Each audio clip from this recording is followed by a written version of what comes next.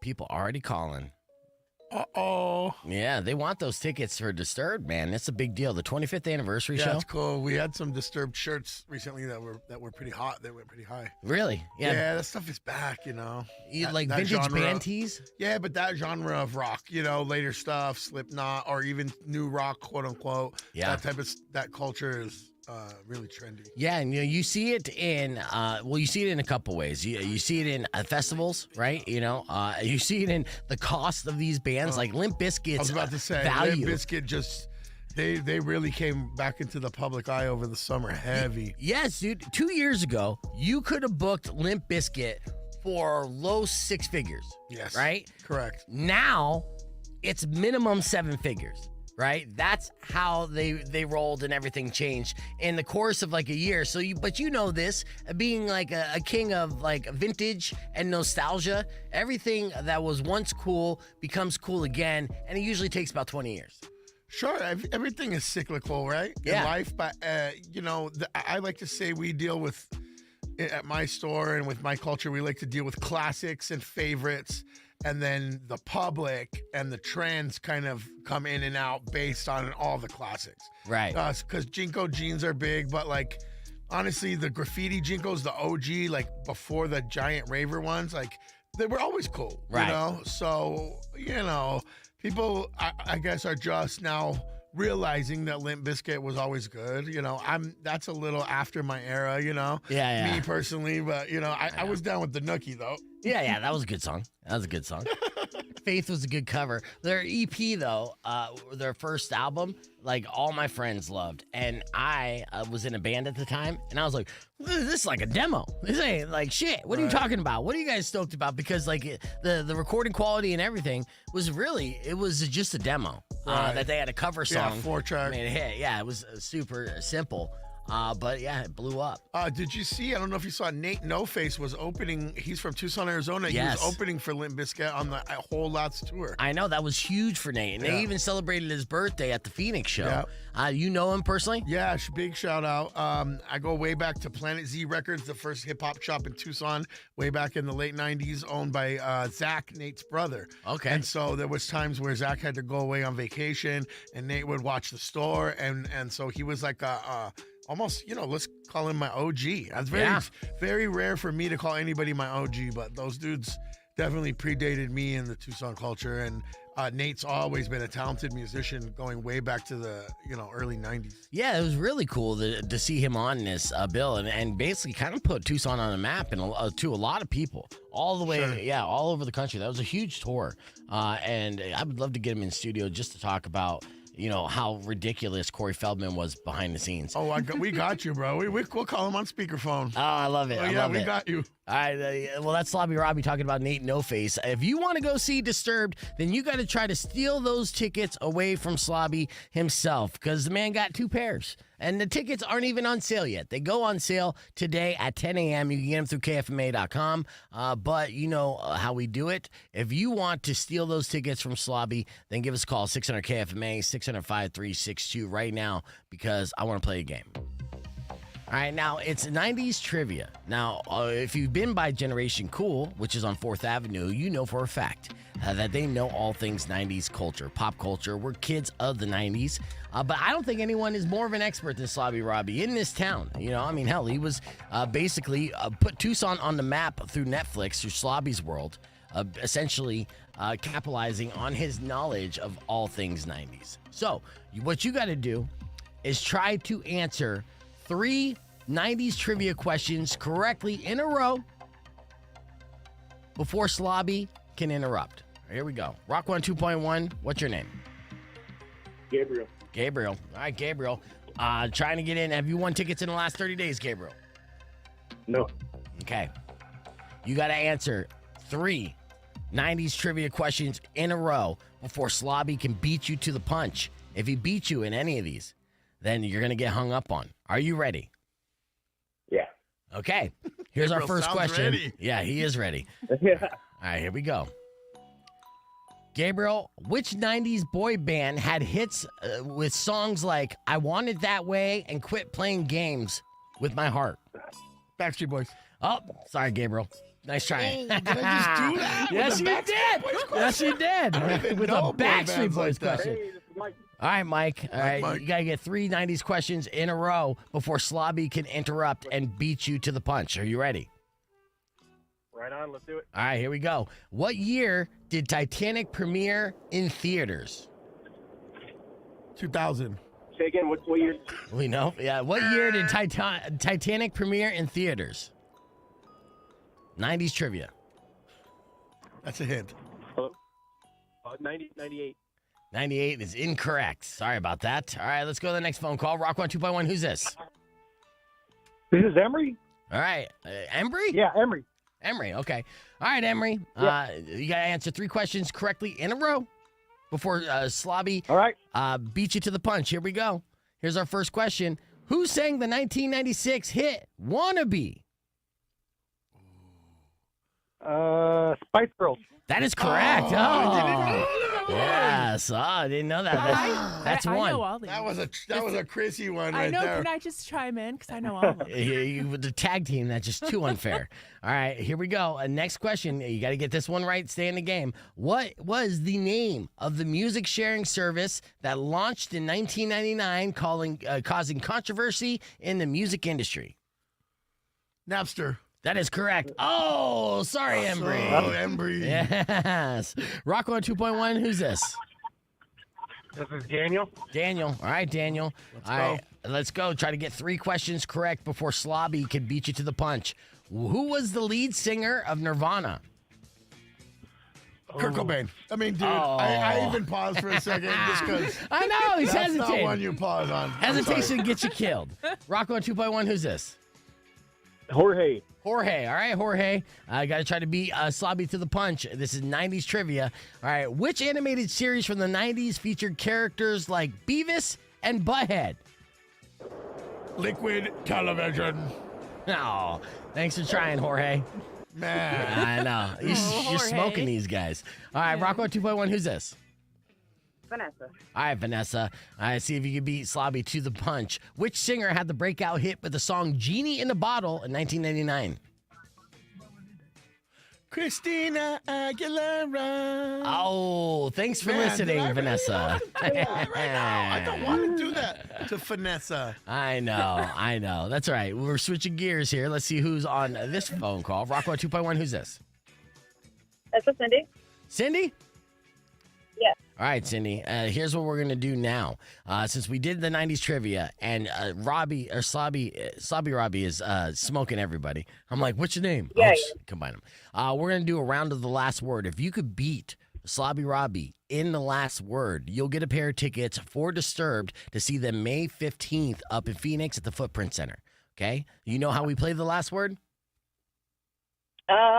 Vaguely, yes. Okay, yeah. So you got 30 seconds on the clock. It's a verbal hot potato game. I'm going to start with the category, and we'll start with Slobby. He's going to give an answer. You're going to give an answer back. You guys are going to go back and forth giving acceptable answers. Whoever gets the last answer in before 30 seconds runs out wins the round. If it's you, I forgot your name already, but if it's you, Cindy, okay, then you're going to win those tickets from Disturbed. Are you ready? Let's go. All right, here we go. Let's see. Slobby Robby and Cindy. Starting off with Slobby Robby, name a TV show of the 1990s. The Simpsons. The Simpsons, yes. Cindy. Family Guy? That's the 2000s. Okay, we'll say Family Guy. Okay, That's it all right. originally came out in the 90s. Pause. All right, let's see. Google that real quick. Chrissy, can you Google that real quick? Shit. Okay. Yeah, Family Guy's. He took my answer. Hold on, you got it. We'll continue the round here as soon as we get the background information here on Family Guy. What year did Family Guy debut? Pretty sure I got Chrissy from Tucson Doobie in studio. What is it? January 31st, 1999. 1999. Okay, we'll allow it. Cindy. We'll allow it, Cindy. We'll allow it. Continuing with Robbie and go. Oh, a very 90s show in living color. Yes. All right, Cindy.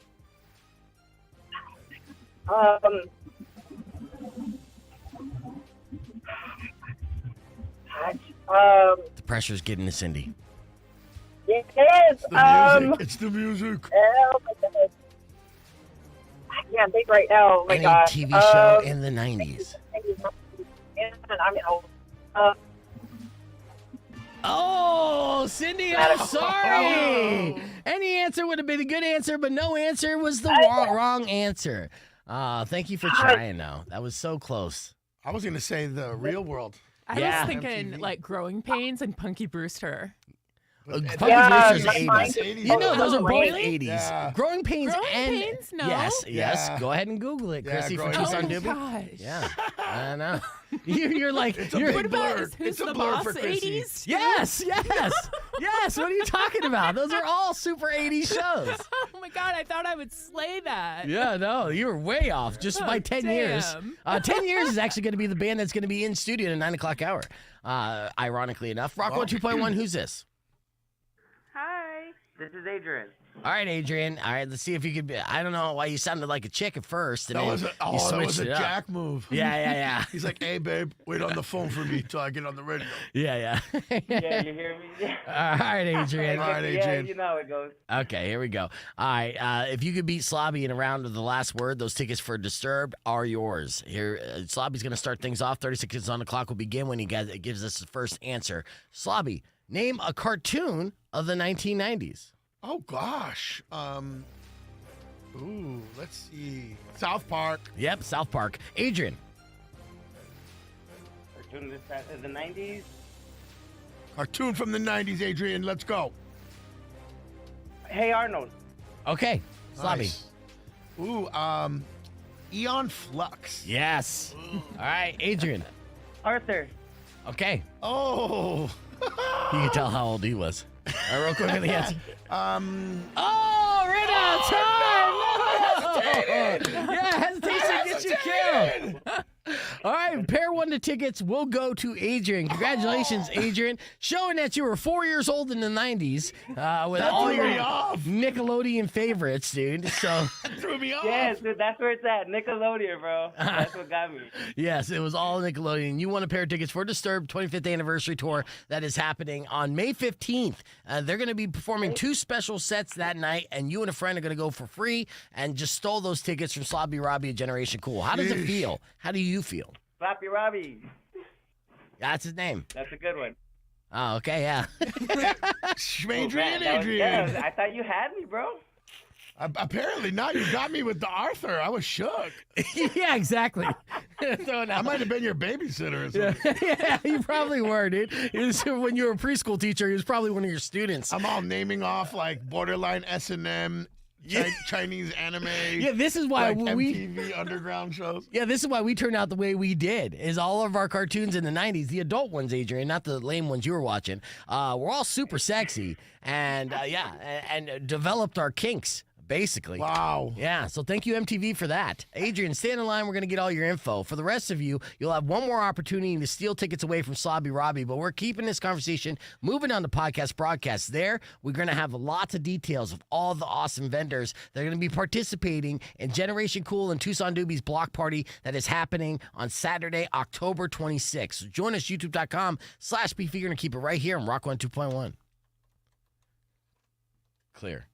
All right, yeah. Look at that. Bam! Booski. I know. Yeah. All right, Adrian. Good job. You got lucky. Adrian's still here. All right. Real quick for the rest of you, you're going to see this performance from Congos, and then we're going to be back with Slobby Robby and everybody. So stick around.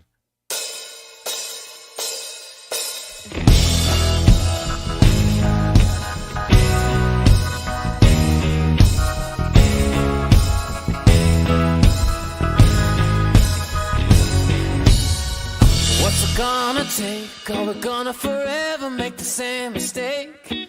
I wanna know, will you take a stand? Will you raise a hand for your brother's sake? You talk about the tailors, you talk about centrifuge. You got something to prove, tell me. Whose eyes you gonna use?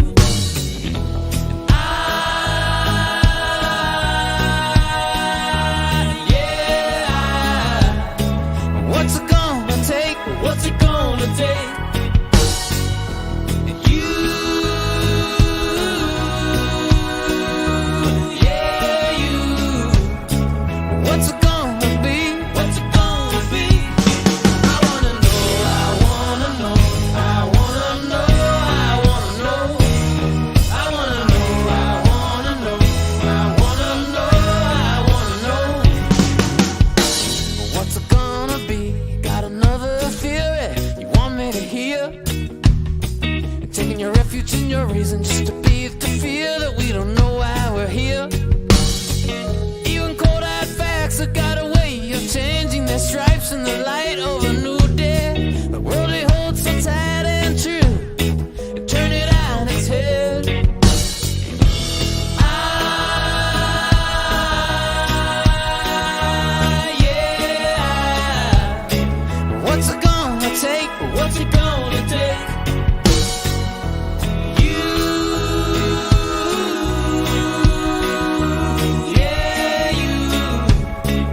What's it gonna be? What's it gonna be? I wanna know, I wanna know, I wanna know, I wanna know. I wanna know, I wanna know, I wanna know, I wanna know.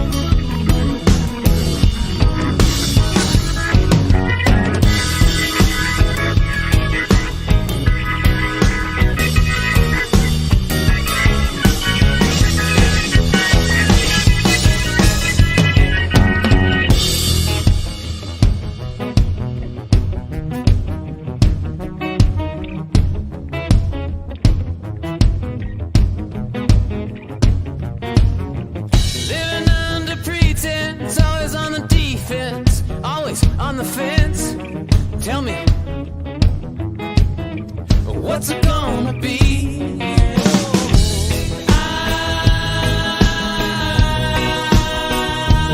Yeah.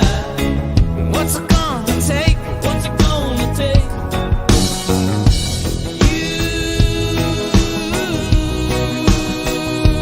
Yeah, you. What's it gonna be? What's it gonna be? I wanna know, I wanna know, I wanna know, I wanna know. I wanna know, I wanna know, I wanna know, I wanna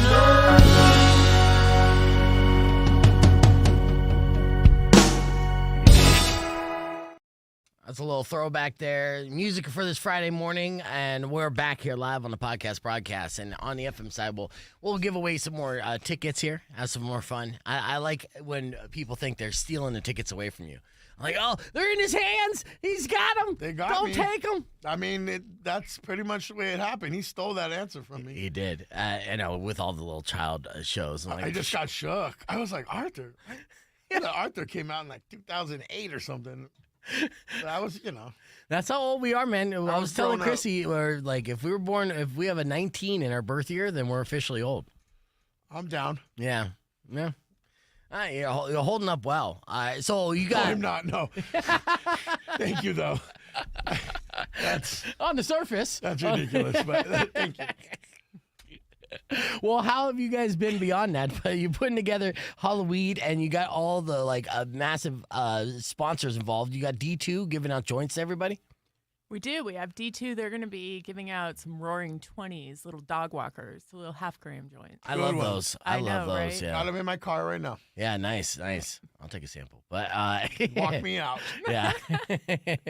Yeah, those half grams are ideal, I think, for like one person smoking a Yeah. joint. Yeah. And then you just discard and go. Right. Yeah.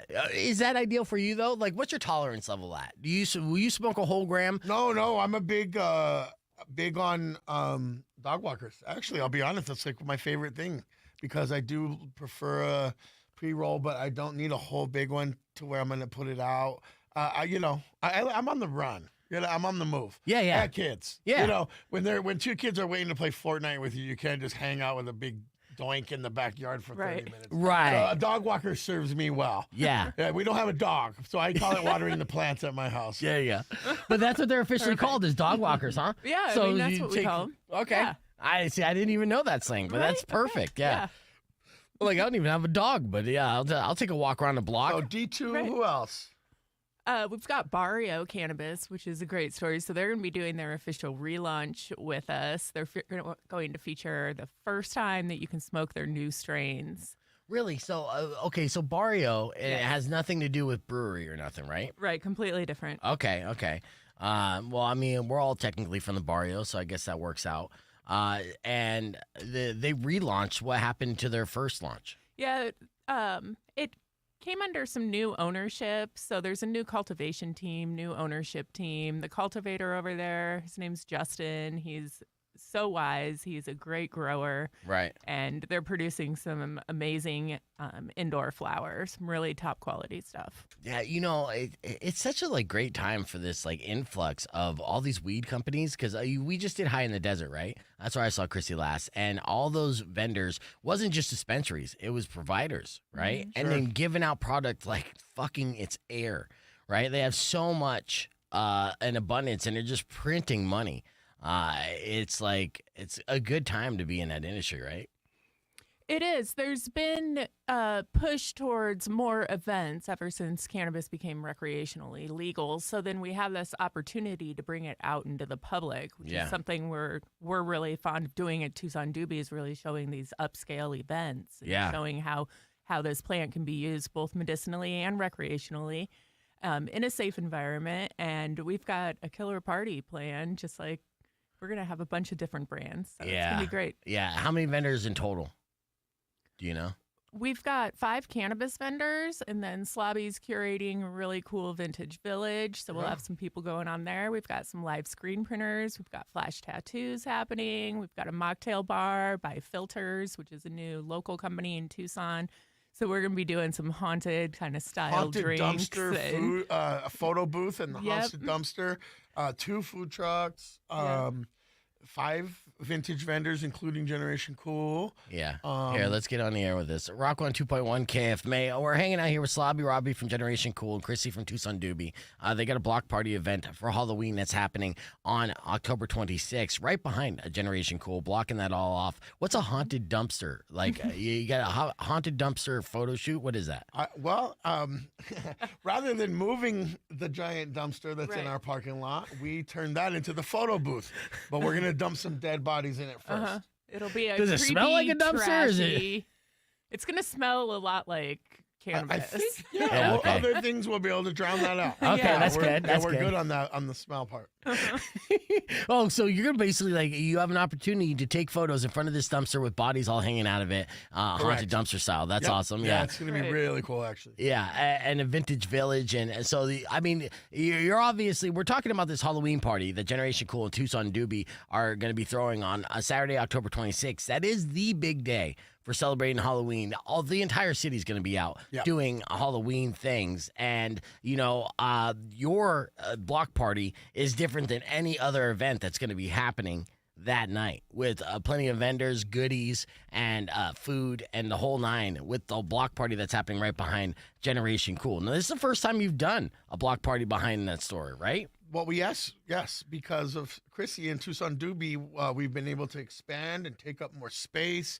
We're using some of the adjacent parking lots to create sort of a much bigger and more immersive and upscale event. Yeah. Generation Cool has had 2 years in a row. We did have Halloween parties in the back. Yeah. But thanks to Tucson Doobie, we're able to expand and include, a lot of these local businesses, flowers, other vendors, and really take it up a whole nother level. Nice. All right, so we're going to talk and name drop all the vendors on the podcast broadcast stream and talk about the goodies that you may receive if you partake. And that's happening again Saturday, October 26th. Your opportunity to steal Slobby Robby's last pair of tickets for Disturbed and their 25th anniversary tour is coming up right after Blink. So keep it right here on Rock 102.1 KFMA. Yeah, so 5 different marijuana dispensers / either dispensaries or Cannabis brands. Cannabis brands. 3 dispensaries, 2 brands. Okay, nice. Yeah. And then they love samples and goodies and giveaways. Right, and we're going all out with these brands as well. We're allowing them to have their own kind of activations at each of their booths. So each of their booths is going to be its own experience. Oh, that's awesome. And of course, it's Halloween. So Right. all the costume goers will all be entered in a raffle. and lots of really nice free stuff. And only costume goers are entered in the raffle. Nice. Again, come in costume. Yep, we got Diabla Inc. tattooing. We have DJ Honcholo on the roof. Yes. On the We've roof. got Cow Pig and Bollywood food trucks handpicked. Nice. Filter is doing the mocktails, and they're in like sort of a old prison-looking area, and it's like prisoners serving through the bars. Nice. So it's one big, experience Yeah. that you're really getting, and it's a beautiful thing to be able to consume in public and safely, like Chrissy said. Yeah, what's your permit allow you to go to? Midnight or 10 or? Well, we're doing our event until 10. Okay, yeah. So we have 2 ticketing options. Our VIP is going to get an early entries. They're going to be able to show up at 5 o'clock. Nice. General admissions coming at 6. We're going until 10. If the Yeah. party continues, we're still going to be there partying. Yeah. Yeah, I mean, we're the first event to have a permit for Correct. cannabis ever in the history of Pima County. Mm-hmm. And Chrissy and told me that last week. That's and I massive. Did not know It's that. huge. Yeah. It's huge. It's a big step in the right direction for what we're doing. Well, they're starting to, like, California, of course, is leading the way. They just announced that you could legally have like a music venue / restaurant in a cannabis setting. Right. You know, it's difficult though when you involve music and cannabis, because even like at High in the Desert, right? Like people are feeling the music, but they're still too high to get too close to the stage. So there's always this kind of like overthinking buffer zone, right? Right. That's where alcohol usually comes in. Exactly. And so, yeah, I think that's a obstacle that we're definitely willing to take on, because what we're trying to do is keep it moving and keep it a little more social, and anybody can just consume at home by themselves and zone out, but we're creating a social setting with plenty of things to do, and maybe teach people social skills. Yeah. And well, I think it helps when they're dressed up in Halloween gear, right? Rock 102.1 KFMA. Welcome back to the show. Coming up in the podcast broadcast at 9 o'clock hour, the legendary band 10 Years going to be in studio. They just released new music, and they're celebrating 25 years as a band. So, I got the hard-hitting questions for them. But before we wrap up things with Slobby Robby and Christy from Tucson Foodie, first, you got to make sure you're following them on social media if you're not already. Tucson Doobie is always keeping people connected with not only, the great brands and companies in town that, are all part of that movement, but also share the news of what's happening with the world of legalization and where are we going to go from there as, things quickly are evolving and turning into really cool events. But they got a block party that's happening on October 26th, which is Saturday, which is the big Saturday event for Halloween. Right? There's going to be lots of Halloween parties. Definitely this block party behind Generation Cool is how you want to start things off. VIP early admission at 5 p.m., general admission at 6 p.m., and more information on everything that you need to know about this event you're going to find at Tucson Doobie and TucsonFoodie.com, right? Yep. Yeah. All right, good. All right, you want to give away your final pair of tickets here, Robbie? Because people are calling. I don't, but I'm willing. All right, 600 KFMA, 605-362. First person who could beat Slobby in a round of the last word will get our last pair of tickets for Disturbed and their 25th anniversary tour, May 15th at the Footprint Center. All right, so you know the deal and the rules. So let's go to the phones and see who our first contestant is. Rock 102.1, who's this? Jeff. All right, Jeff. All right, if you could beat Slobby in a round of the last word, these Disturbed tickets are yours, okay? All right. All right, here we go. 30 seconds on the clock will begin when I finish asking this question, Slobby. Okay. All right. Ready. Let's see. Give me... Name a movie from the 1990s and go. Pulp Fiction. Terminator. Well, it starts with Slobby, okay?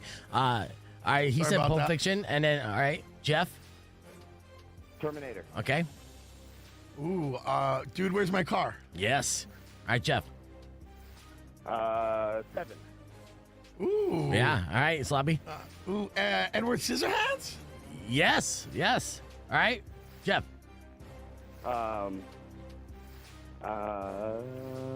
Jeff. Oh, Jeffrey. Swing and a miss, dude. Nice try, though. You didn't win the last word against Slobby. It's the 600 music, KFMA, bro. 605 362. Yeah, that's the point. I try to amp up the pressure there. Tickets on the line for Disturbed. Let's go to the next phone call. Rock 102.1. Who's this? Vanessa. Say your name again. Vanessa. All right, Vanessa's trying again. All right, here we go. 30 seconds on the clock will begin. When I finish asking this question, Slobby, name a video game of the 90s. Ooh.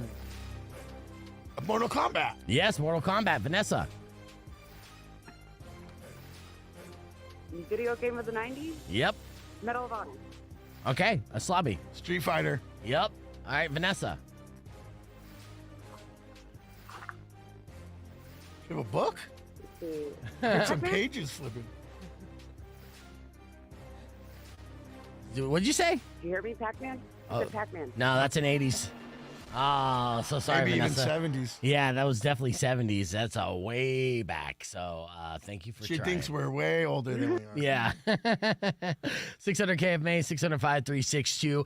Tell you what, we'll do this one last one. If they can't do it, then we'll give them away to caller number 10. Rock 102.1. Who's this? Gabriel.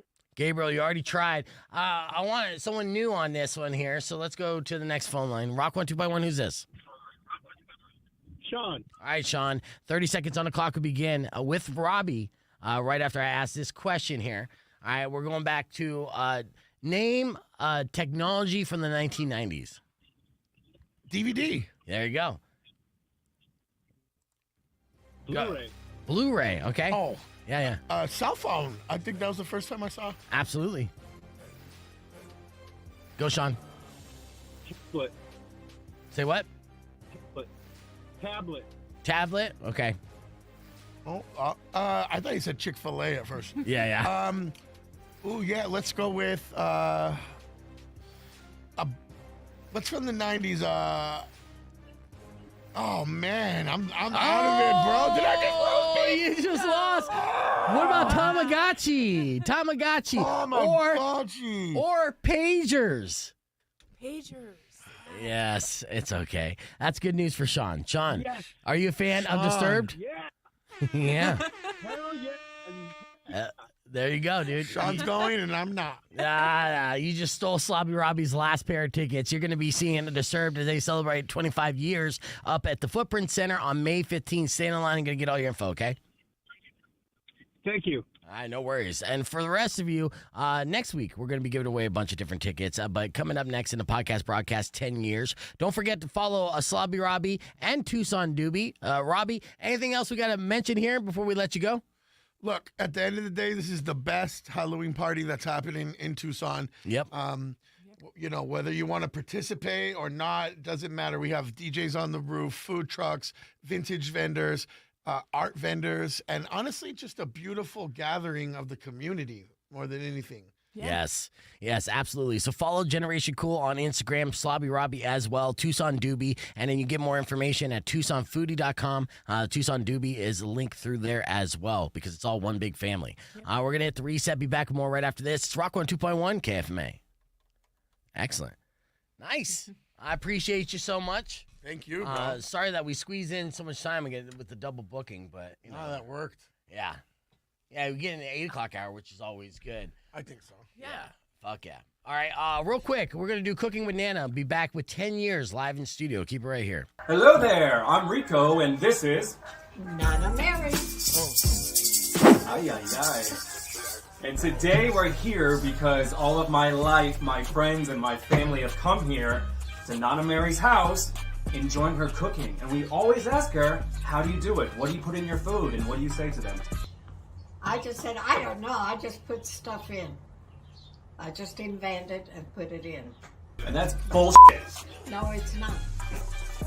That's bullshit. So today, No, it's not shit.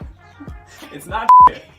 But today we're going to find out exactly what she puts in the dish by watching her firsthand make them. I think we're going to call it Cooking with Nana. And this is episode 1. What are we making today, Nana Mary? Albondigas. What goes in albondigas? They'll see it when they eat it. Okay, here we go. Albondigas soup, or Mexican meatball soup, has been a classic favorite of mine for years. At least Nana Mary's version. Like many things in life, the simpler, the better. And it doesn't get much simpler than this. Albóndigas is the Spanish version of small meatballs derived from the Arabic al banduk. Did I say that right? Meaning hazelnut or small round object, suggesting the size of a meatball. It's the combination of the aromatic broth and the tender meat that just soothes my soul. And like many soups, there are subtle variations to the mix.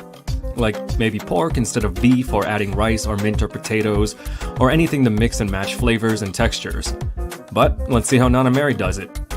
All you're gonna need is some green onions, cilantro, 1 pound of hamburger meat, 2 tomatoes, 2 or 3 cloves of garlic, 1 egg, flour, broth, or bouillon cubes, and just some water. Oh yeah, salt and pepper. First, wash your hands. This is very important. Good job, Nana. Right, so we both washed our hands, and now Nana's going to explain what the first step is to make an albóndigas. So what do we need, Nana? Yes, we need very little shortening. We have shortening. And very little, she means a whole spoon. A big spoon. No, just this. Show them a little bit. This much. That much. And the pot. Vegetable shortening can be stubborn. Got the big pot, just add some medium heat. Prep includes 1 chopped tomato, some cilantro, green onions to heat in the pan with broth or 2 beef bouillon cubes while preparing the rest. Ingredients into the pot without water first, right? Yes. So you warm up the ingredients? Yes. Okay. How much water? Let's ask. How much water? Well, it depends on how much you make, you know. The more you can just pour it. Okay then. And evidently we have to season this boiling stew of broth and cilantro, tomato, onion with salt. How much salt, Nana? I don't know. She doesn't know. That I just... Let's all bear witness. Ah! Half a Nana hand. No, not that much. That was a lot. Yep. Evidently we love salt. Go make the meatballs, and after it boils, we put the meatballs in here. Now we get to see how Nana makes the meats. And here she comes. Next step. Big bowl of hamburger meat. Then come the green onions, 1 tomato, and some cilantro. She grew this herself in the back, and evidently you can freeze and preserve it until needed. That explains the modest tinfoil here. Time to chop.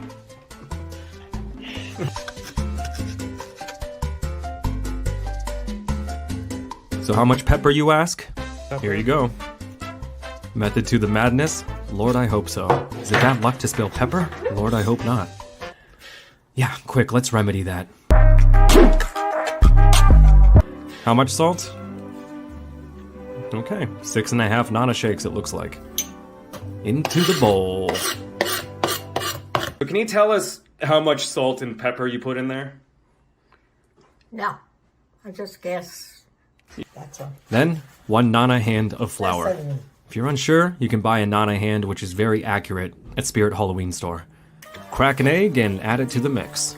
Chop 2 cloves of those beautiful breath enhancers and put them in as well. About 2 cloves of garlic? I'm cutting 3. Oh, look at you. I mean, 3 cloves. Mash and mix some the old-fashioned way.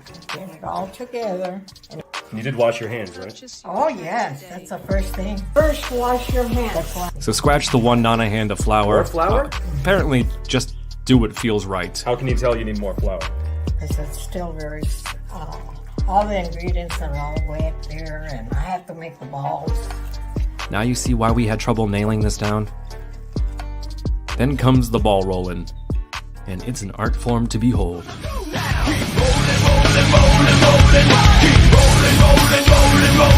These are ready to eat right now? No! All right, and we got headphones too if you want to hear any of this stuff. Welcome back. We got live in studios, a very special guest here from the band 10 Years, making their way in and stopping by.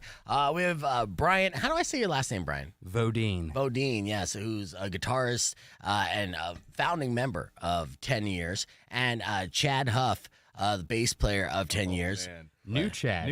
Oh, Brenner. shit. Chad Oh, Brenner. really? Yep. Well, they replaced a Chad with a Chad? Is that how you did that's that, Brian? a rule. Yeah. Yeah, once so you go Chad. yeah, if you want to be the 4-string guy in this band, first and foremost, you must be named Chad. Yes. And then we'll look at the application. No, I mean, you know. Yeah. And the other Chad, you play bass then, right? Okay, yeah. So it was just that easy. I mean, did you even listen to him play before you're like, you're in? You play bass, your name's Chad, you're good to go. No, beard, name Chad. I mean, he's got a slice of pizza tattooed on his knee. Nice. Of course he's in. Yeah. Come on. They were just telling me how they started up this recent tour in August and are going to continue to go through November. So you're going coast to coast on this one? Yeah. Almost twice. Yeah. So you go all the way from, are you guys still located out of like Tennessee? Yeah, Like Knoxville, Tennessee, yeah. Okay, so you're still representing the hometown. So when you start your tour, do you make your way up the Northeast first and then head to the West Coast, or you directly start heading west? What did we do? Yeah, I know, because it started in August, so I mean, the show's got to blend together. So the first... we kind of went up the middle and then went over. I think it was like Wisconsin or something early on. Okay. Yeah, it's weird, but here's the thing. Routing never makes sense. Yeah. And it never will. Right. Even when I talk to our booking agent way ahead of time, I mean, I'm talking like booking a tour 6 months in advance, and you go, boy, wouldn't it make sense to do this? Yeah. And everyone goes, yeah, that would make sense. And then when he sends the routing back with the confirmed clubs, I go, wait, what? That's none of that, huh? Did you just draw a pentagram on the map or something? Like, what just happened? So a lot of backtracking, huh? It's weird because, you know, like certain markets are available on certain days, and, you know, you just can't always nail it the way you want. So it'll never make sense. Yeah, so you're going to be performing up in Phoenix tonight. And then, so were you in New Mexico yesterday? Because that would make sense.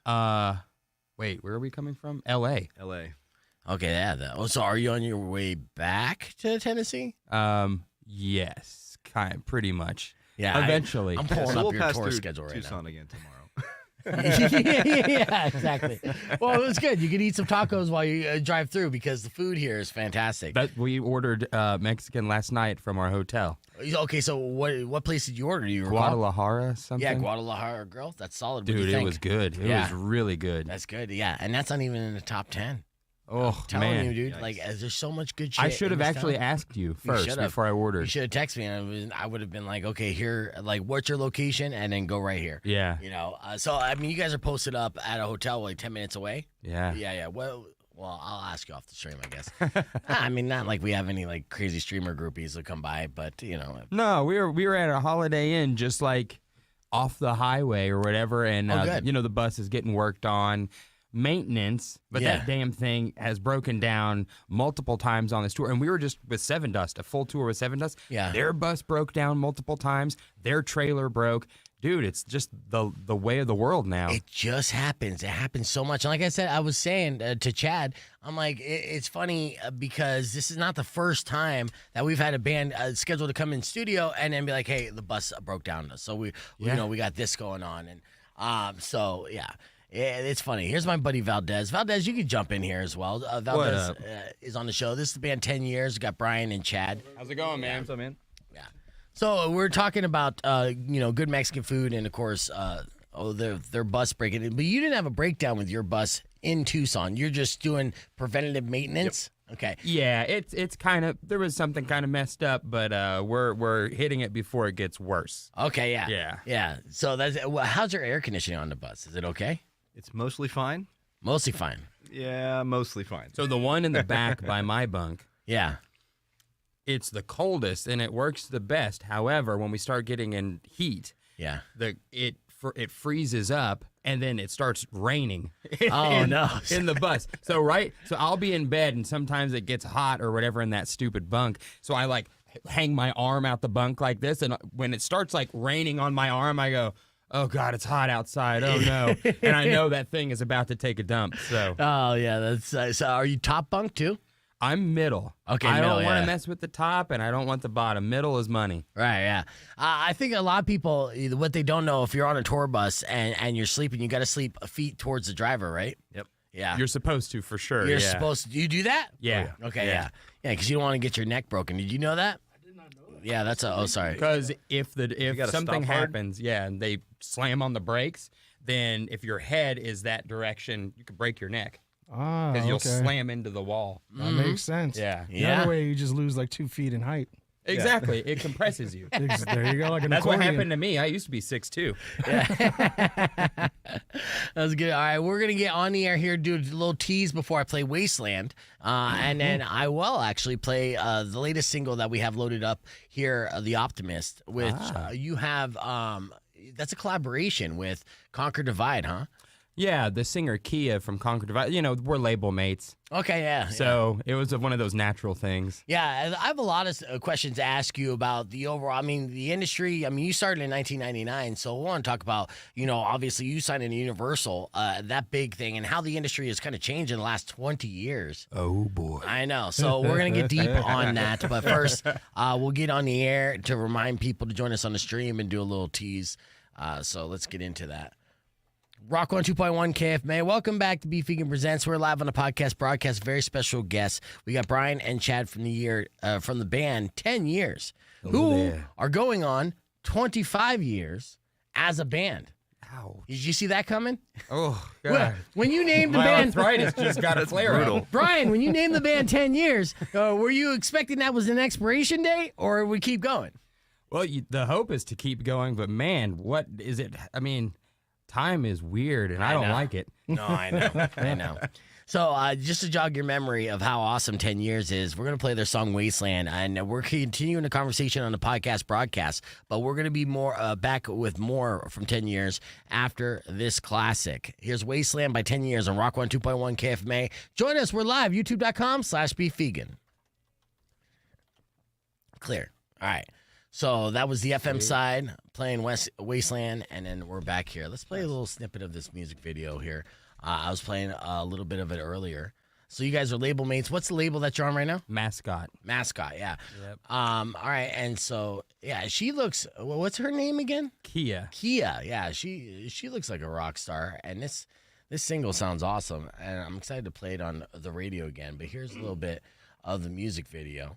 Which looks like it has some budget, which is hard to say nowadays, right? With a lot of bands and labels and stuff, they're like, oh yeah, because the label's like, we want you to make a feature film, but here's $7. Yeah, exactly. And a Quiznos coupon. I'll take a Quiznos coupon. Or they're like, if you can get Christopher Nolan to do this, we'll up the budget to $9. Yeah. Do you remember what your budget was for Wasteland, the music video? We made 3 videos for Wasteland. The first one was independent before we got signed that we paid for ourselves, which was, we had a friend do it, so, bro deal. Yeah. The second one was lower budget with Universal, but even the lower budget video was probably $15,000 or something. And then the last video, which got nominated for a MTV Music Video Award, the budget was a lot. Yeah. I don't remember what it was. Maybe $100,000 or something stupid. Like a 6-figure budget, yeah. Wow. Yeah. Yeah. Well, you know what? Then I got to look at all 3 videos concurrent. See, we'll play a little game with Valdez and see if he could decipher which one is the higher budget video. So yeah, we'll play that in a little bit. But the latest music video is The Optimist right here. That's a single that we're going to be playing here on the podcast or on the FM side here just a little bit. So Hey, I'm going to play a little game with you too, Brian and Chad. This is going to be the biggest test for Chad. How long has he been a part of 10 years? Since maybe 2018. All right, yeah, that's good. Something like that. What I like to play with with bands who've been long tenured is a game called Lyrical Breakdown, right? Oh, boy. Yeah, exactly, right? So what I'll do is I'll quote lyrics from random songs of your songs in your catalog. Oh, no. Yeah. And I lose already. Yeah. I lose already because I sing a ton of backups live. Yeah. And I forget the words on a nightly basis, and I just go, You ever isolate your vocals, or have they ever isolated your vocals and just be like, man, you're not even singing this lyric right? Well, here's the thing. He does the same. So, it's like, I don't feel too bad about it. I mean, even the other night, he sang the same verse twice. Mm-hmm. I'm like, bro, what is even happening? Are you okay? You're like actually the dude. I have an excuse. I'm not the dude. Right. Like you I can mess out up all I want. Yeah. Is the bus good, Chad? What happened there? Bus is just about ready to be picked up, which is great. Cool. Yeah, good nice. news. Nice, Good that is news. good news. There will be a tour. There will be a tour. The back half of the tour. Tonight, do you know where you're performing at in Phoenix? The Rebel Lounge. Yeah, Rebel Lounge. Yeah, I love that place. Formerly the Mason Jar, legendary venue. Cool. Yeah, where Nirvana first played there in Phoenix. When Nirvana first played Phoenix, that was that location. I first saw Static X at that location. A lot of great bands. A lot of legendary acts. You're going to be a part of history. Think about now 10 years is going to play there. Yeah. It's Rockwell 2.1 KFMA. Welcome back, Beef Vegan Presents. We are live on the podcast broadcast with Chad and Brian from the band 10 Years.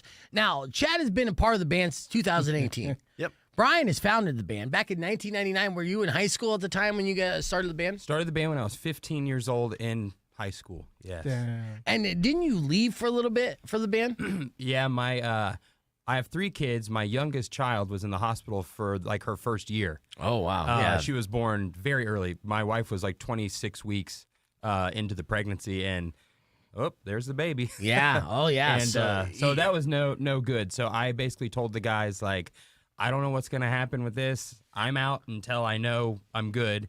And about 2.5 years later or whatever, my wife was like, okay, she's good. Get out of the house, you miserable SOB. You're like, I was a rock star. I can be on the road. Now I got my real estate license. Did you get your real estate license? Yeah, I did. That's smart, yeah. Yeah, I would go to the NICU and sit in the NICU with the baby all day, hoping she'd be okay. And I'm sitting there going like, well, I'm not going anywhere anytime soon. I got to figure something out. Yeah. And I was always fascinated by that stuff. So did it online or whatever and did all the courses, went and did the tests and all that.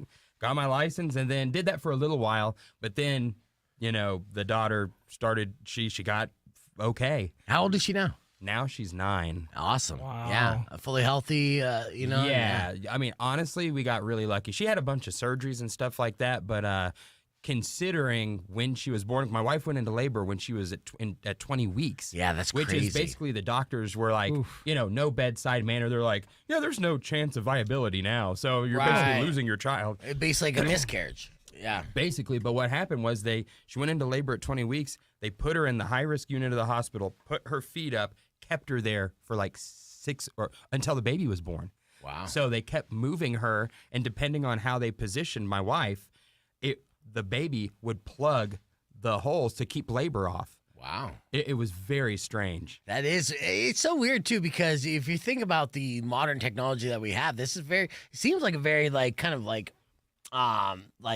old school kind of like they do that on Game of Thrones, yeah, but yeah, not yeah. like now. Yeah, like barbaric way to be a doctor. We're gonna hang your old lady like this, and the baby's not gonna come. It's like we have all these machines, but we're gonna let gravity be like the main assist in a situation. That's crazy. Oddly, it worked, and then by the time she was born, of course, there's issues when a baby's born that early. But man, she's a little badass. I mean, she did it. Yeah, survivor for sure. Yeah. At any point in your mind while they were positioning the legs and everything, were you like, that's exactly how we conceived as well? Oh, a few times, yeah. Yeah. Or I got ideas. Taking notes. I was like, God almighty, lady, you look good like that. Well, that was awesome that the band was able to continue to kind of run with the momentum and, just kind of working while you had to take care of your family responsibilities, and then you were able to hop back in as soon as everything was settled and good to go. Now, did you do a lot of writing during that time too? Because I feel like obviously you got to go through an emotional roller coaster, right? Yeah. So when that was happening is when we were writing and finishing up a record, and I was producing and mixing the album that we were doing then. And so we had this album deadline to get this thing finished, and I'm the one handling everything. And then meanwhile, the families at the hospital and all that, it was a very strange time. And to this day, that album kind of sounds the darkest and the weirdest. And it's such an accurate representation of where I was at. Yeah. But I was happy to get that record kind of over with, get that period in the back seat and move forward. Because then the next album had a little bit more of a shinier brighter feel to it, you know? Yeah, but you had to get past that. I mean, that's the doom and gloom and every parent's worst nightmare. And to have to deal with that, the stress, and not only is it you like, is my wife going to be okay? Is my daughter going to be okay? And then these bills start mounting up as well. I can imagine. Oh, dude. Yeah. So the hospital bills for this. $4.5 million. Damn. Right now, get this though. This is the funniest part to me is that we paid what we could in real time. Right. However, there was this one bill, and it was like, I don't even remember. It was something to do with the hospital or something. But at this point, I'm calling to set up payment plans with everyone, right? Because insurance is covering so much, and then we're covering the rest. This one bill is like $475,000 for something, and I call and I'm like, hey, I'd like to set up a payment plan for this. And they go, okay, well, we just checked, and this account is not eligible for a payment plan. Are you prepared to make a one-time payment today? And I start laughing hysterically. Dude. Yeah. I'm like, whoa, man, wait, it's not April 1st. Are you kidding me? Yeah, you want me to just you want me to sell you $500,000? Yeah, I told the lady, I'm like, listen, I'm honestly not trying to be rude to you because I realize you're just doing a job. Right. Do you know how funny this is right now? Do you realize what you just asked me? And then I was like, do people actually like go, okay, yeah, are you ready for my card number? You know, like. Right. Yeah, I mean, who has $500,000 on a credit line? I think my highest credit line is $1,500. Are you a musician? Yeah, exactly. So we're keeping the conversation moving on the podcast broadcast. We're going to play Lyrical Breakdown with Chad and Brian from 10 years. And when we return, after we play new music from them as well. So you keep it right here. Join us, youtube.com/beefvegan. Yeah, that's crazy. So basically $4.5 million. $4.5 million. Yeah. And that's what's so weird about the entire system, the healthcare system, because they'll rack up these outrageous bills. And you'll look at it and it's inflated, and then they know that the people can't pay anyways. So what is the whole fucking point of the dog and pony show?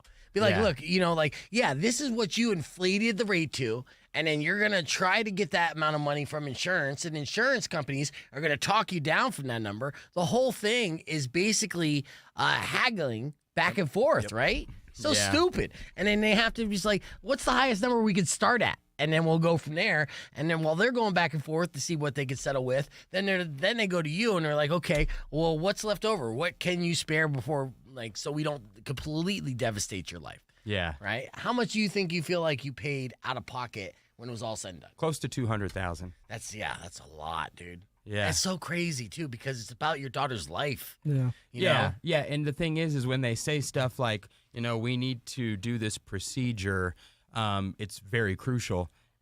You're not haggling at that point. It's not like, well, tell me the price again. Yeah, you're just like, do it. Yeah, if it's going to help her, freaking do it. And then after the fact, I'm like, the doctor was in there for 14 seconds and the bill is, $9,000. Yeah. It's weird. That's what they do. And they're always like, you can't put a price on health. I'm like, obviously you did. Yeah. Because here's the bill. America does. Yeah. 100%. Do you ever look at your daughter and be like, you're my real life $1 million baby? I say it all the time. Man. Absolutely. Yeah, like, you are one expensive child. Right. You're lucky, you're awesome. Yeah. Usually they wait until they're teenagers and when they get married to cost you all the money right off the bat. I know. I've got 2 daughters. My oldest is 16, just got her license. That's a whole other thing. I know. No, my daughter is 18 and luckily not that pricey, but still, it's a majority of my money goes to her. And my daughter's non-existent.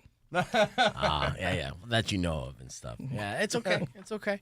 Let's see. I want to pull up your tour schedule again. Does you got your website? Is it on your website? Yeah, 10yearsmusic.com. All right.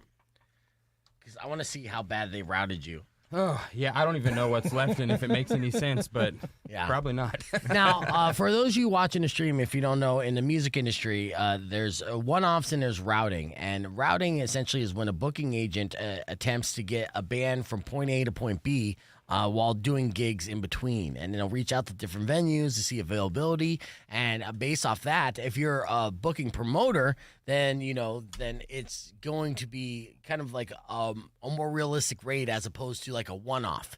If you're going to do just one special show, then that's going to be conflated because of the cost, because basically you're just trying to get from one show to the next and hit up all your different fans. Okay, so Rebel Lounge today. Yeah, you are heading back east which is good. I don't. I mean, it's so funny too because you got 4 dates in Texas. Texas is massive. How many times do you think you've driven across Texas? Oh, countless. Yeah, you can't even count, right? I mean, yeah. But yeah, that's like an infinite drive, right? When you know that you're like now entering Texas, you're gonna be like, well, fuck, we'll be here for a while. Yeah, we've broken down in Texas at least 27 times. At least, yeah. So.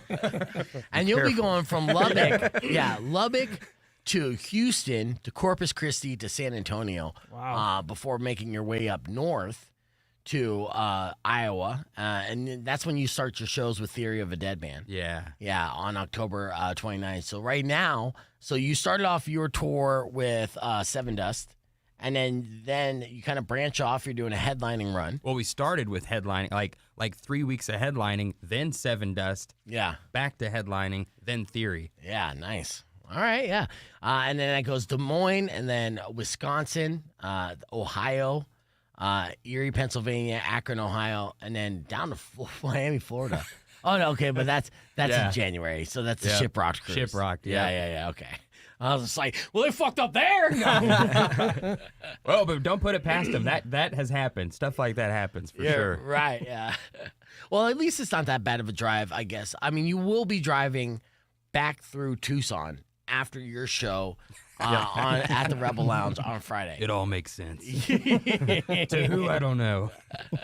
Yeah, at least these booking agents never have to actually go on the road. Yeah. But it's great, though. Have you been having a lot of fun on this run? Yeah, it's a lot of fun.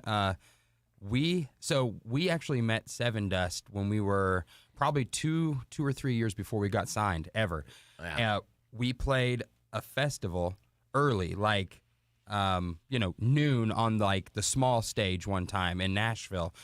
They were on the main stage, one of the big acts, and I don't know how, but I guess they saw us play. Next thing you know, their like bodyguard or something shows up over by our little van and was like, "Hello, the Seven Dust people would like to see you." And we're like, "What? What? Are you joking?" So they take us up like in a golf cart or something to the Seven Dust dressing room and by the big main stage, and they were like, "Hey, loved what you did. We want to work with you." And then, oddly, Aaron Lewis from Stain did the same thing. So before we signed with Universal we signed with them at the end of 2004. These other bands basically were trying to grab us too. And we actually almost signed with Aaron Lewis. And then one day I was, in Walmart with my ex-girlfriend. I was like 20 years old or something. And I get this call, and it's Aaron. And he's like, "Hey, man, I signed this other band before you to do a test run, and it turns out I suck at business. I'm going to shut my label down." Oh, no. So really, do you know the name of that band? Low Pro. Low Pro, okay, yeah. So he's like, that's funny. Yeah, he was like, "I think I ruined their career, so if you want, you might want to go with someone else." Well, then you end up going with the major, Yeah, we went with Republic, Universal. Yeah, Universal, which is good. And honestly, at the very tail end of them still signing big deals, because the industry changed wildly in the course of from 2000, well, I guess 2010 at that point and beyond. It's just like, it's a whole nother world. And do you have your label now? Are they constantly pushing you to push out TikTok reels and shit like that? Oh, yeah. Yeah. That's the marketing department went from a department to in the band. Like, you guys are now the marketing department. You guys are on top of all that. You got to constantly push your stuff. You got to try to create different revenue streams. And then, at what point, what does a record label do for artists now on this level, as far as what you don't do for yourself? Well, so the biggest thing is just they're a bank providing budget for bands to go make records. Yeah. Our situation's interesting because I'm producing and mixing the records, and I have a studio that I've, the life savings that I didn't spend on my daughter ended up going into gear and stuff like that. So we have a studio, which is like our hub. But it is, nowadays, you better be really good at content creation and all that. Yeah. And I'm not going to say who, but I've spoken to big label people in the industry who straight up have told me if they get sent a band, they don't listen first. They don't care about the song first. Yep. They look up all the numbers, all the analytics. then if the analytics look good on paper, they'll listen to the songs. See, we came in at a time where it was like, we could be mysterious. We had a song on radio, and we could do that whole thing. We're not good at the content stuff. I feel like holding a phone up and be like, "Hey, it's Brian again." I just feel weird. I know it is. Well, that's Brian from the band 10 Years as we're hanging out here on the podcast broadcasting. Talking about the evolution or de-evolution of the music industry, what it takes to be a band, and honestly, in the music industry today, and we have lots of local musicians listening who all want that dream of going to the next level. But it really, in this day and age, that starts with you. You create that next level. And like Brian was saying, you have to have those numbers on your social media. You have to generate those streams on your own before a major label will even consider you, no matter how good your music is. So if you're not multifaceted like that, if you're not, trying to work with people that will help you content create and do the stupid little dances and everything that you got to do on that, then unfortunately it probably won't go to that next level. That's the world that we're living in now. But luckily 10 Years is a band that got in while the getting was still good, right? Thank goodness. I know. Yeah. And so you're still recording music, you're still producing your own albums. You're touring on this EP right now. Yeah. And you just released a new single with the music video along with it, and that I want to play on the air. The Optimist. Tell me about The Optimist before we play this song. So originally we had the idea to write a song about how really it's called The Optimist, but what it's about is how damn negative we are. Yeah. And how, the hook basically is try to keep the optimist alive in me. Yeah. Because we tend to be grumpy old men. Yeah. And we're trying to actually, find that optimistic side of us. But the song started out as something totally different musically. Oddly, it had the same vocal melody and the same lyrics, but the music sounded like freaking 21 Pilots or something. It was super weird. Yeah. It was something totally different.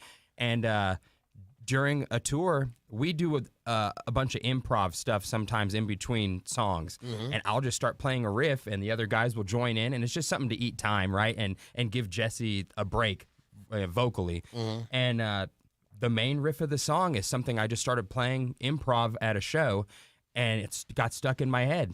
And then I went home and replaced all the music for The Optimist with this new thing, and then I did it. I did it without even telling the guys. I did it, and then I sent it to them, and I was like, "You're either gonna love this or hate it. I'm sorry." And they were like, "What the heck did you do?" But it worked. It grew on everyone, and so we kept it. Excellent. Well, without further ado, let's play a radio debut here for the morning show anyways. 10 Years, The Optimist, new music here in Rock 102.1 KFMA. And when we return, we'll do a round of lyrical breakdown. I'm going to be testing your knowledge of your band's lyrics there, Chad. All right, man. So it's right after The Optimist by 10 Years. Rock 102.1 KFMA. Nice. All right. I'm going to lose this game. You might do better than me, actually. Yeah, maybe. You're I am paying up there attention singing on that. along. Let's see. That's that riff. I wanted to hear that riff here, so I'm playing it. I become so numb to everything. Wanna stop the world and just kill the conversation. Try to walk the line to find some peace. Yeah, it's funny. So do you remember where you were when you were in between songs dicking around with that riff? No idea. Okay. No idea. I have no clue. I just remember that dang riff was stuck in my head, and I don't know. Yeah, and it just fit like a glove. So when did you bring in Conquer Divide into this? We did a version of the song that came out a couple years ago without a feature, and then what happened is that the song basically exploded stream wise. And with the streaming going really well, we felt like we needed to do a fresh version to get to radio. And we've never done the feature thing, really. Yeah. So it was like, let's try it out. Everyone's doing it. Conquer Divide's a cool new band, also on our label. And we thought a female voice would be refreshing and it's just something different. Yeah, and then so the lead singer of Conquer Divide, what's her name again? Kia. Was she vibing to it right away? Was she like, Oh, oh yeah. She was all about it, huh? Yeah, I guess, I mean, I don't know if they're just saying this, but they said that they were fans of the band and that it was like, they were really into it. Yeah, so. nice. Well, I don't doubt that they were fans of the band. I mean, in fact, I like Wasteland was #1, like a solid #1, and it's an evergreen song. I'm sure still like it tests well, and it's still on our playlist and everything. So, do you still get residuals on that, or did Universal pretty much get all that? Yeah, no, that I mean, we joke and say like that's the house payment song. Yeah, you know, like because the royalties for the songwriting and stuff are still great, and you know, it does pay off to have hits, kids. Yes, it does. Yes, it does. And that's good. But I do feel like, again, as one of those, the timing of the very kind of last class before. Dude, I know. Holy moly. Because these bands these days, now, I don't think they're going to have that same kind of luxury. Well, even our friends in Chevelle will joke, and they've said in the past, like, too bad you guys didn't come out about 6 years earlier, you know? Sure. Because even more money, yeah. Yeah, but, you know, at least we did come out when we did, and, you know. Yeah, I mean, that was still pretty quick turnaround to getting signed to a major label, Brian, from starting in the band, and was you say 99, or was this when you said 98, 99. 99 was the first show. Okay, yeah, and then 2005 you signed to Universal. Yeah. Wow. Yeah, that's a quick turnaround. Rock 102.1 KFMA. Welcome back to Beef Vegan Presents. We're live on the podcast broadcast that is new music from 10 years. As you just heard, The Optimist is the name of that song. Music video you can check out on YouTube by looking up 10 years. But since I do have the band in studio, I want to play a game. All right. So this game is a lyrical breakdown, okay? The game is simple. I played this with many singer-songwriters of bands and other musicians of the bands. Now, I will tell you, the concept of the game was for bass players and drummers, basically, to see if they're paying attention to the lyrics. But we end up actually playing the game with the people who wrote those lyrics and still stump them, right? Well, and I write a lot of our lyrics, too, and I guarantee you I'm going to not do well on this. We'll see. We'll see. So it's going to be simple. I'm going to read you a quote of a lyric from a song by 10 years. Your band that you guys play all the time. I'll do it out of time and you know, not in any melody. I'm just going to read it, and you got to tell me the name of that song, okay? And I'll let you guys play against each other. So see if Brian can beat Chad here. I have no confidence in myself. All right, so how the points work is name the song, yes. Name the, you'll get a point. Name the year it was released, that's another point. Simple as that. Boy. I know. We're messing with all the memory to this morning. All right, here is the first lyric. Chasing the afterglow, a life so hollow. Chasing the afterglow. That's our song? That's your song. I think that's Robert Plant, right? See, any guesses? Chasing the afterglow, a life so hollow. I have no idea. I absolutely have no idea. It's the song Fix Me. What? Yes, Fix Me. 2010. There's no way that's in there. I think it was. I'll pull up. Valdez, pull up the lyrics to Fix Me by 10 years on your phone here as we go there. And we get. I don't that's incredible. think that's in there. Chasing the Afterglow, A Life So Hollow. All right, he just handed the lyrics to it. Do you see it in there? Brian, as you're looking through all the lyrics? Not yet. Let's see. I don't think so, man. All right. I was throwing a curveball. Confirmation here. Can you, Valdez? Yeah, Valdez, you look through. How about this one? Silence your panic. It's just a drill. Testing your passion and strength of will. I don't think I've ever said that on stage. You think that's another one? With the song Shoot It Out? No, that's not in that one either. Okay, what is going on with my... how about... misheard lyrics for $200. Right. Was this from a bad lip reading? Yeah, it might have been. What about Dancing with the Devil Inside? I'm the only human, but I'm willing to die. I don't know that one either. Nope. I don't know why this is cracking me. This is really funny. Dancing with the Devil from Violent Allies. All right, I'm going to fire my producer on this. ChatGPT is my producer. I was like, give me these lyrics, dude. And yeah, that's none of these are in there? Nope. Oh, well, guess who lost the game then? We beat This guy. ChatGPT. You beat ChatGPT. But I'll tell you what, I will put together some lyrics real quick, and then we are going to try this for real, right after these words. Keeping the conversation moving on the podcast broadcast. 10 years alive in studio with us on Rock 102.1 KFMA.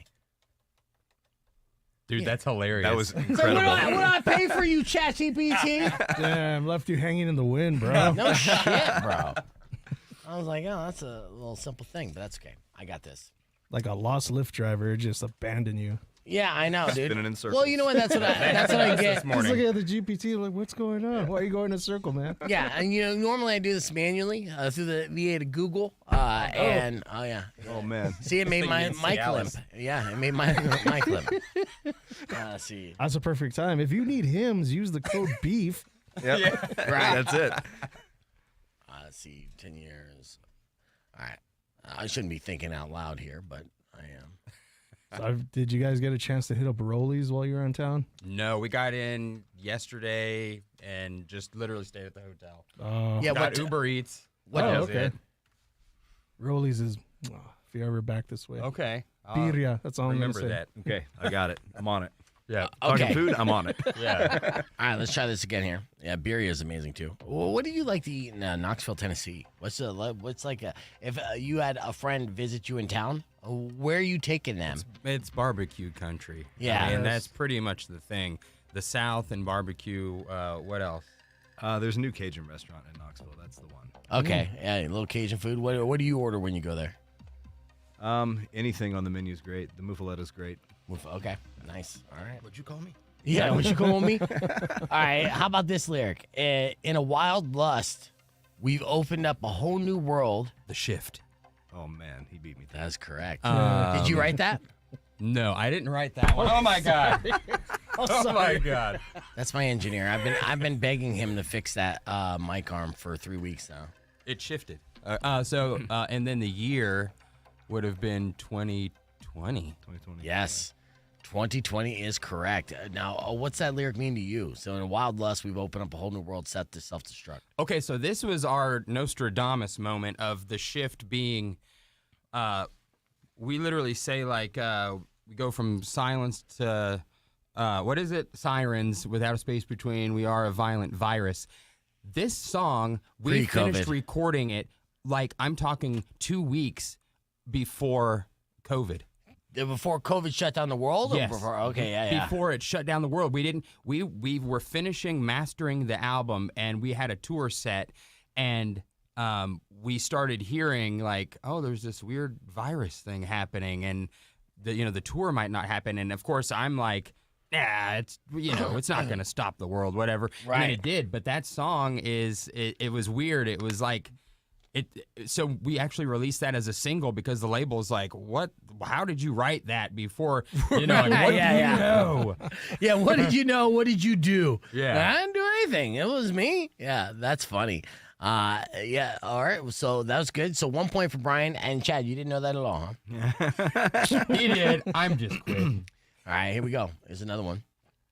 This one I feel like it's going to be easier. So I got to go deep in a verse to try to stump you on this, okay? Let's see. So you meditate or medicate?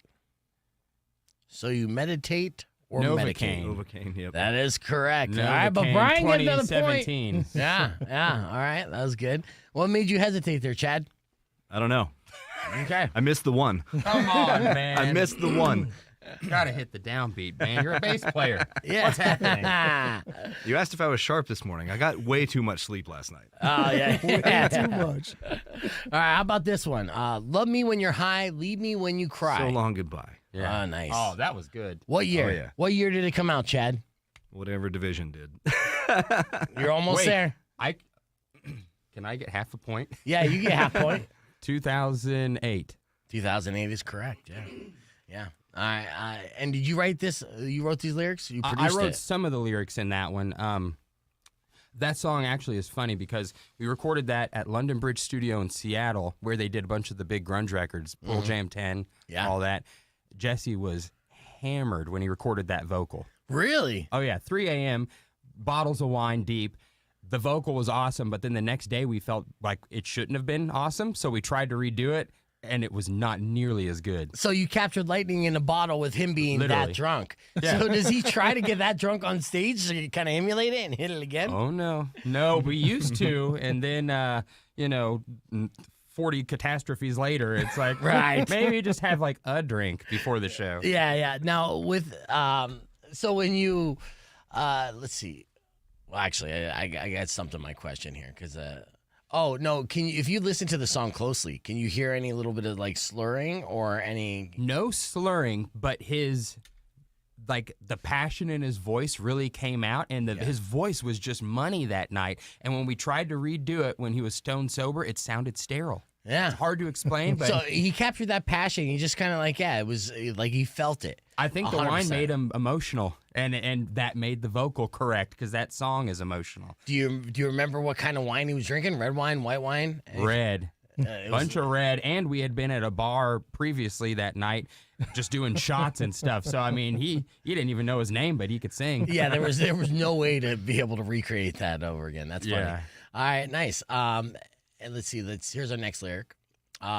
You bought the ticket and took the ride. I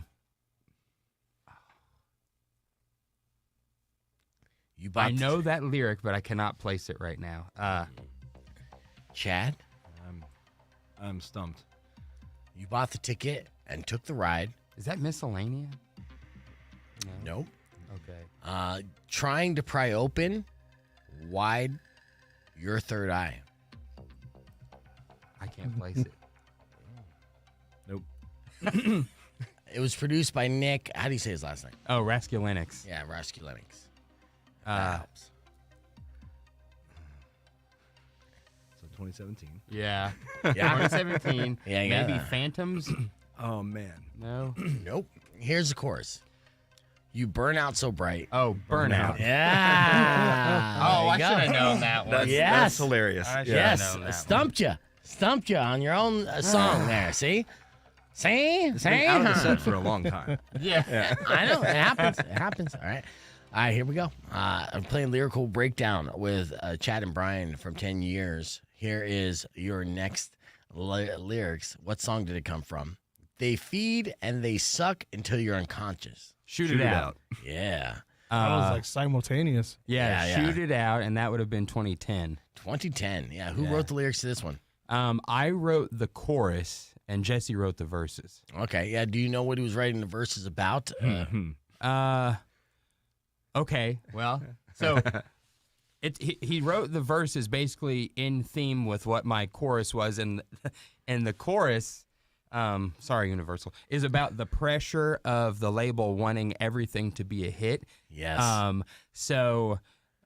Will you kill what's left of me to stop the bleeding? Shoot it out because they want it now. That's about a single. Shoot Right. it out because they want it now. Yeah. Well, the label wants a hit. I guess you better just give it to them. It's like it's that easy. Right. You know? Right. Yeah. And constantly having that pressure on that too, right? Where you give them a full album and they're like, oh, I don't hear a hit on that. You got like 2 days. Go in there and record something else to give me a hit. So that's what Feeding the Wolves was too. Really? Is, like, yeah, and I'm not trying to paint labels in such a bad light because we all know what the game is. Right. But under the gun and under the pressure, sometimes you get a little like frustrated. Yeah, but did that create anything under the Wolves, or do you create anything where you're just like, okay, I think this happens a lot with musicians where if you take too much time, you kind of overthink it, you kind of polish it in a way. Yeah. And a lot of times you see and hear those stories where they're just like, well, I had the label just tell me I got 24 hours and I just said, fine, fuck you, here you go, boom. Right. And then that's the hit. It's like the stream of consciousness type of style. So were there any songs there that you felt like when Wasteland came together, how long did you take to write that song? That one we wrote quickly. However, it had been around for years before we got signed. Right, of course. So that one we didn't overthink at all because we had no label, we had no pressure. It was just on us. Right. But something like Novocaine, which was another song that did well for us from the How to Live as Ghosts album, that song, that was one that we didn't have that for the record. We were trying to get in to do the record, and then at the last minute, the label's like, we need another song quickly, and then that one came together immediately.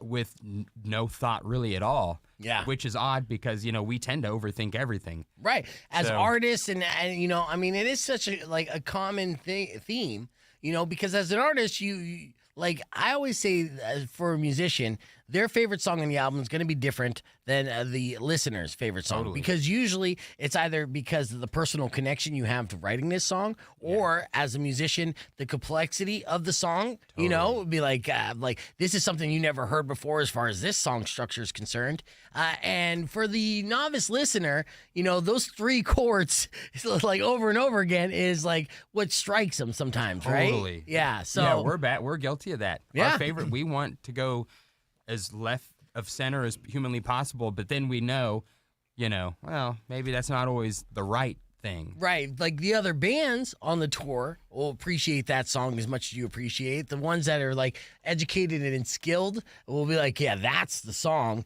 But then the average listener is just like, no, the one that you literally said, okay, here's a throwaway or filler song that took us 15 minutes to put on there. They're like, that's their favorite song in the world. A hook is a hook. Yeah, absolutely. We're hanging out with Brian and Chad from the band 10 Years before they head up to Phoenix tonight to perform at the Rebel Lounge.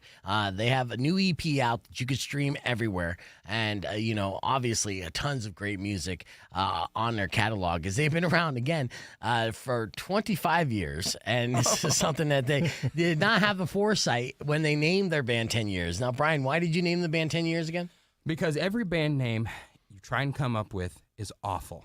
And we couldn't. Well, what happened was, this was the end of 1998.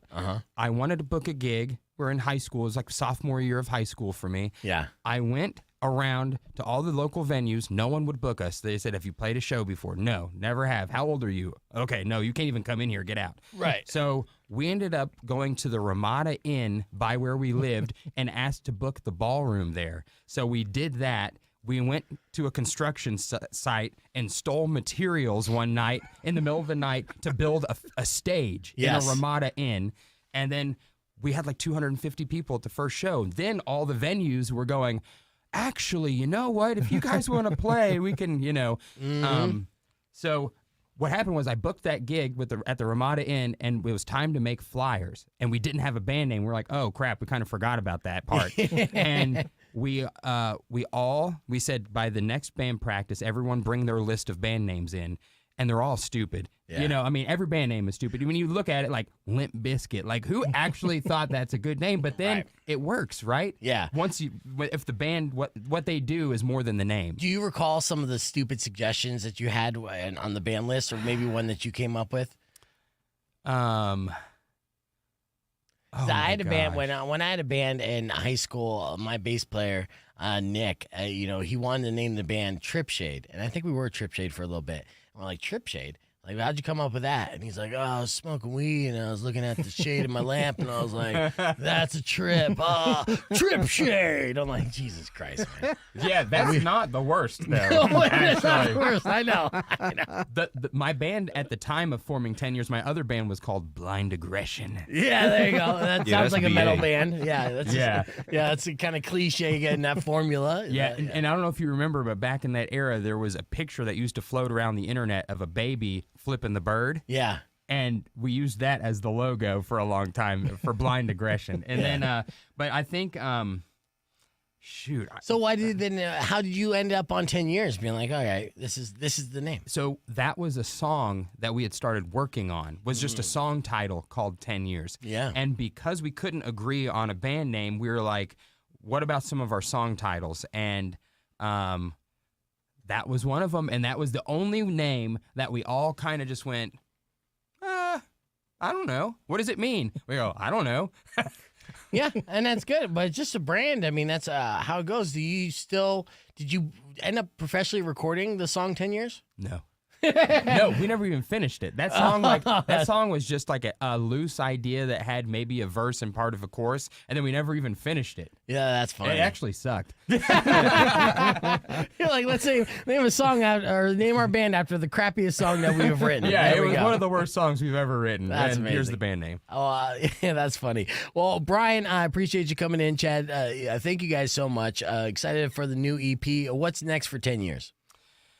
We're working on the next EP. Nice. So I've already been in the studio just going nuts on it, and so basically the idea is to release these 2 EPs, and then when the second one's out, combine both of them into a full length, and then that's like the CDs and vinyl and all that will be the full length. Love it.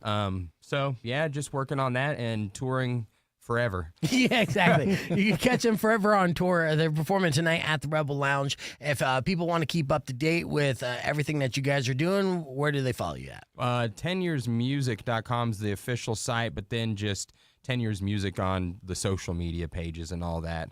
Excellent. Yeah, and my OnlyFans. I'm just kidding. Well, I love it. Chad Bryan, excellent meeting you, and safe travels up to Phoenix and the rest of your Forever tour, and hopefully we'll get a gig down here in Tucson soon. Yep, absolutely. Thank you, guys. Thanks, no worries. That's all the time we have for the show today, but Rob Nash is up next. You guys enjoy your weekend. We'll be back Monday morning, bright and early. Till then, drive safe, ride safe, and as always, rock local. Later. When you there we go. Nice. Thanks again, guys. Yeah. Drive safe, ride safe. Yeah, for the motorcycle riders and the drivers.